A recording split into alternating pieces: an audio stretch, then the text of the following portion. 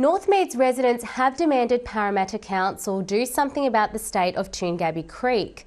Platypus, native fish, yabbies and turtles once caught at home, but now the polluted waterway houses only European carp. Resident Barbara Van Roy says the creek was beautiful 40 years ago but has steadily worsened over time.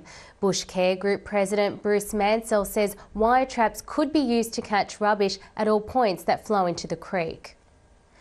Parramatta's student population now has no reason to rely solely on the cask wine and 2-minute noodles that have sustained them for so long. At the UWS Parramatta campus, a cookbook to bring sustainable, delicious, economic nutrition to the masses was launched this week, and it received an enthusiastic endorsement from the prophet of sustainable and organic food, Costa Georgiadis. The Gardening Australia host said the UWS Community Cookbook was a vehicle for education and change. This cookbook not only compiles simple recipes for students and for anyone that picks it up, but in it connects the bigger picture. So for me, I see it as a storybook. It's telling a story about not only how we look after ourselves, but how we have to look after our environment, which is where our food comes from. The book contains 80 recipes contributed by students and staff. A little cookbook like this fits in with my principles of sustainability because it's about backing yourself and just doing your bit. It's not about going out there and trying to shift the alignment of the earth. You can actually do it with a simple little cookbook like this. And that's my biggest message. Back yourself. Believe that what you do in your patch will change the world. It can change. The biggest environmental problems start every time we open our mouth. And we either contribute to it by supporting a food system that is not regenerative, that is using food miles as a tool of profit, not as a tool of regeneration. If we make that decision and ask the question every time we open our mouth, where did the food come, how far has it travelled, what was sprayed on it, who grew it? When we ask these questions, we are in control and we have the power with each mouthful to change the future of food. Jenny Nelson, who runs the university's commercial kitchen, said she hoped the cookbook would help students eat healthier. Almost 30 years after they stopped running on Sydney streets, double-decker buses have made a comeback. The first revamped double-decker bus has entered service on the Northwest T-Way in a trial to determine the role of such buses in the city's public transport system. The double-deckers will also be rolled out along routes in Blacktown, Castle Hill, Rouse Hill and Riverstone. Transport Minister Gladys Berejiklian says the buses may be able to reduce congestion. They say the squeaky wheel gets the grease, and for too long, Western Sydney Youth Services have been directed to teenage boys who tend to make more noise than young women.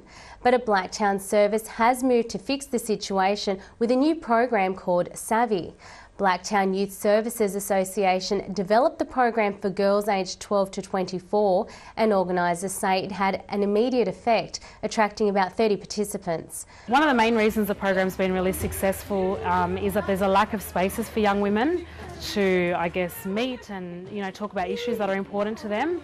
Again, most of the youth services are dominated by young men, so it's quite intimidating if you're a young woman that wants to access a service and be involved in those programs. So that's one of the reasons that it's been really successful, is that there is limited opportunities available for young women to partake in these type of activities. My name's Emma Louise. I've been coming to Savvy for 3 weeks, and I really love the fact that we get to just be creative. As well as baking cakes and sweets, the Savvy girls dance, make videos, jewellery and do what young girls do best, talk. The main aims of the program are to increase skills of young women and give them life skills and opportunities that they can then use in other places in their life, whether it's to engage back into education or employment or just basic life skills that they might need. So we also hope to achieve a space that's a safe space for young women where they can speak about issues that are important to them and connect with local youth workers and other female role models. About 30 Western Sydney students have performed contemporary dances developed around combating school bullies at Riverside Theatres in Parramatta. Australian choreographer Sean Parker selected and worked with the young people over 3 years as part of the Catholic Education Diocese of Parramatta's Performing Arts Initiative, Captivate, to develop the groundbreaking piece of professional theatre known as The Yard. Most performers come from culturally diverse backgrounds, including newly arrived immigrants from Nigeria, Sudan and the Philippines.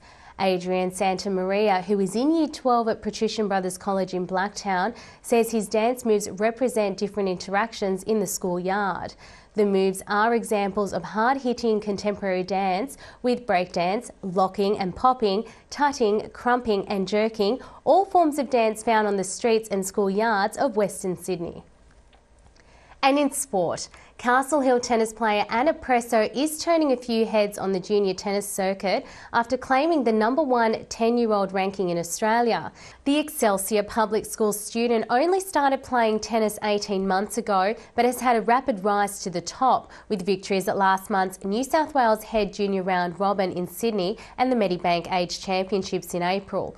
I've achieved so much in the year and a half that I've been playing, and once you get the feeling that you're #1, you just feel so proud of yourself and so shocked that you're the best in Australia. I worked very hard to get to this place. I train 6 times a week and I push myself to the limit. Anna's coach Stephen Arsick says his young prodigy has all the necessary attributes to one day play in the professional ranks, a dream Anna is determined to achieve. My aim for the future would be probably to get into the junior national. Next month, Anna will compete in 2 tournaments at the Under-10s State Teams Championships Invitational and the new Super 10s competition in the Hunter Valley. Edenza Park's Joanna Martino will live out a soccer player's dream when she plays in South America next year. In 2011, the Freeman College student represented Australia in the Under-17 Young Matildas team in China. Now, Martino's second appearance in a green and gold jersey has come with selection in the Australian schoolgirls team. The 16-year-old was part of the New South Wales All-Schools team that won the recent national titles in Townsville.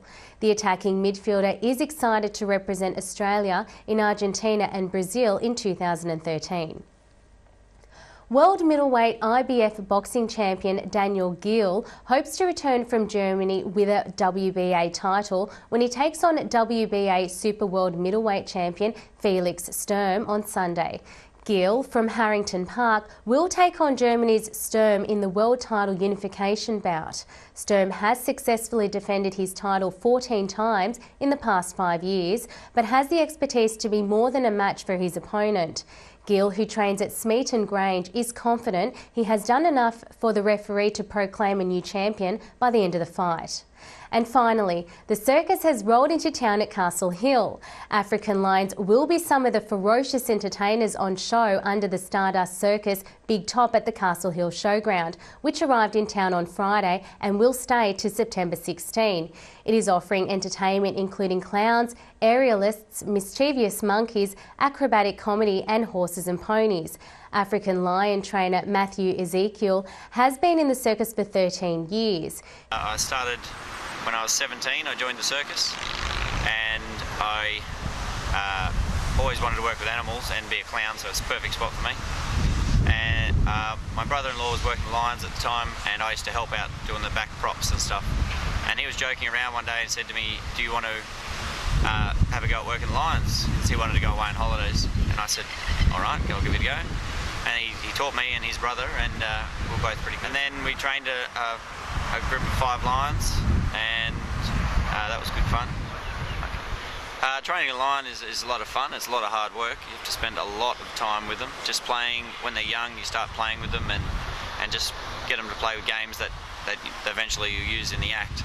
But to them it's just a game. And then once they get out of the playing stage, you start using meat. And then there's just a food reward system, and they're just doing something they naturally do, and they like doing it. When the music starts for the show, they get excited and they come up and they pace back and forward, ready to go into the show. His 4 lions were bred in captivity and have been trained by him from cubs.